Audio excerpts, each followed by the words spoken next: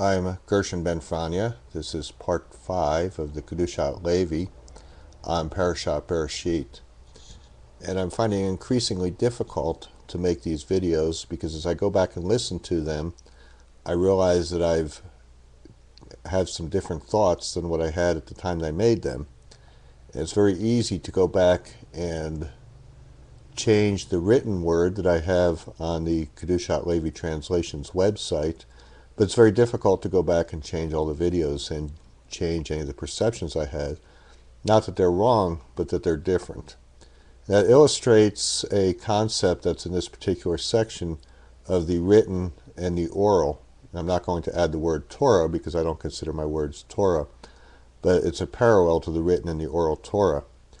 When we're writing something, we can take our thoughts and put them down on in my case, a word processor on a blog.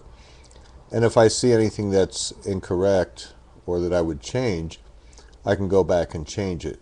But once I speak the words, I lose control of them, as they are a theoretically accurate representation of my thoughts at the time that I spoke them. And once they're out of my mouth, they're actions, and they're no longer thoughts that lead up to the action. We consider the verbal speech, the voice, as an action in Judaism.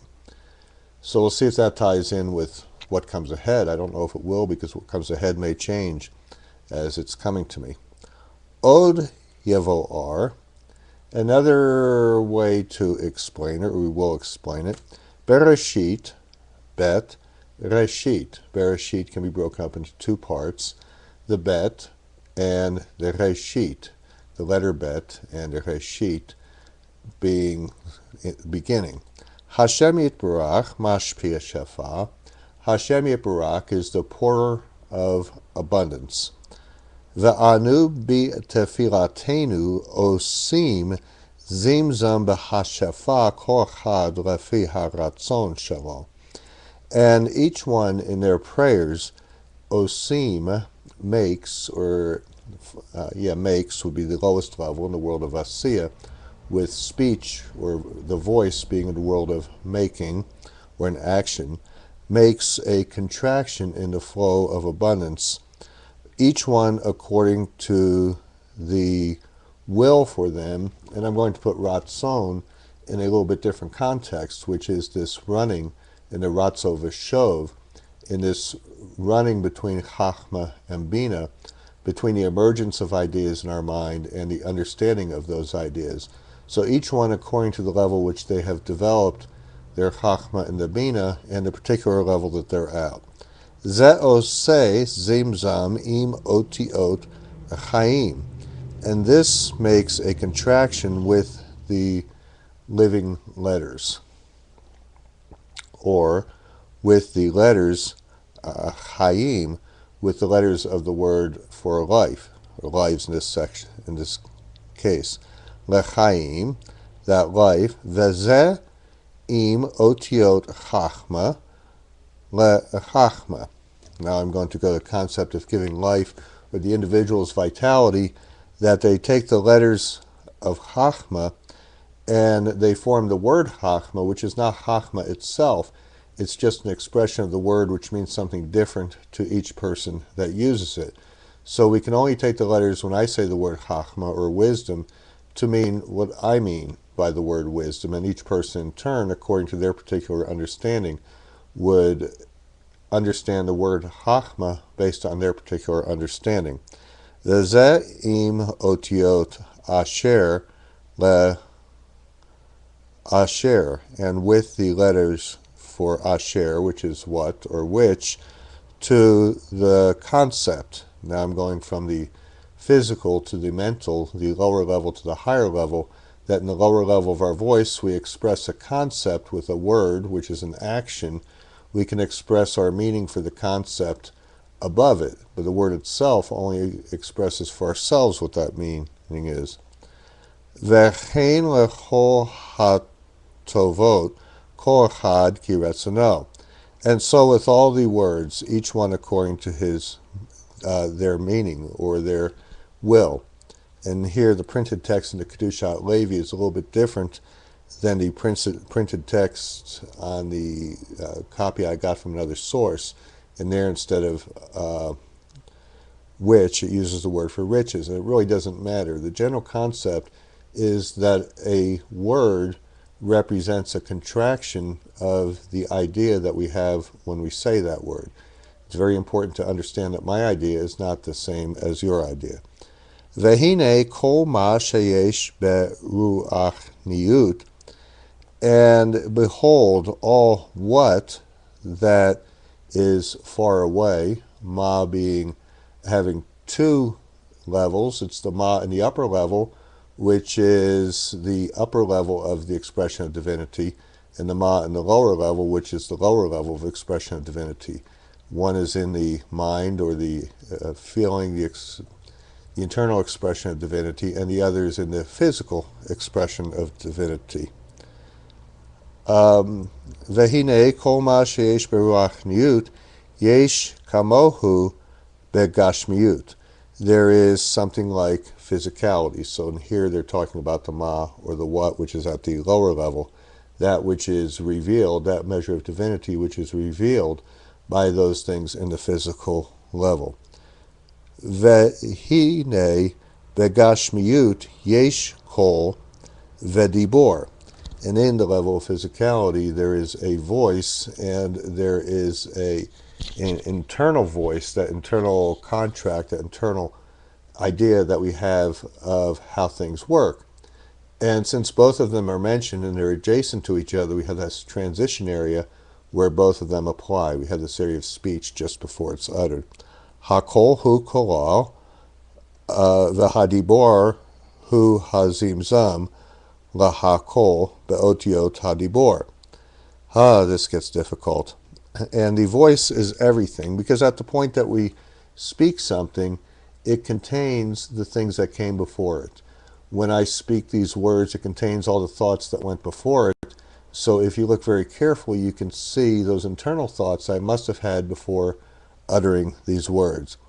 And the dibor is a contraction. I said from the voice, I meant to the voice in the letters, or with the letters of hadibor. So what we're taking is we're taking this inner thought that we have, this inner concept at the level just before expression, and we're contracting those into the parts that we let out in our voice. In this case, they're calling it letters, to show that the letter is a subset of the word, and we're only able to express a subset of the concept. Vehine kain beRosh Hashanah hakol shofar hu hashafa mehaborei baruch hu. And behold, as in Rosh Hashanah, the voice of the shofar, it is I'm going to add the word, the contraction of the flow from the haborei baruch hu. It's the hu ha kalul. It is the entirety of it. And the shofar itself is not something that we hear on Rosh Hashanah, but it's something that the memory of it is something we should hear before Rosh Hashanah. So it's an expression of the work that we need to do before Rosh Hashanah. Uma sha'anu omrim ma'huyot zichunot v'shofarot. And what we hear, and this is in the physical world, what we hear in the physical world, which calls to mind things in the supernal worlds or in the mental worlds, that we say the expressions of divinity, or I call them kingshipity. I said divinity, I meant kingshipity, or the kingdom, the acceptance of the rule of God, the remembrances, and the three different types of blowing a shofar. Hu hazim zams sha'anu mezam lazam zamim beha'otiot et hashafa mehaborei baruch hu.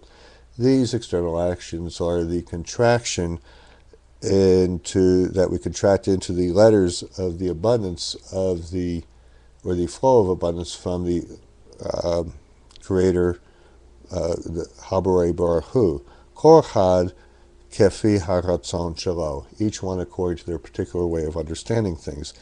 Hine zeh shahashafa ni shefa kolo mehaborei yitbarak. Behold this, that the flow of abundance is flowing, or the entire flow, this flow of abundance is the entire flow from the Mehabare Yitbarak, and it's the entire flow that we have in our ability to receive it. Zehu Bechinot Torah Shabikatav, that this is in the level of the written Torah.